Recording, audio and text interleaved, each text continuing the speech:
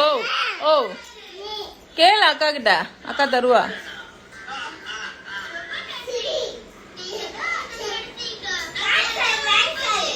அடி பாவி, ஒரு வாய் தண்ணி குடுக்கறதுக்கு அவளை என்னென்ன பாடுபடுத்துற. தண்ணி குடிக்கிறியா?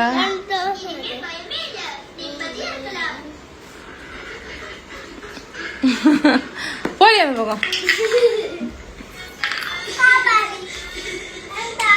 போதும். பொறையா இருக்கா, அக்காட்ட குடுத்துரு. வாங்கடி, தலையில தட்டு, தலையில தட்டு.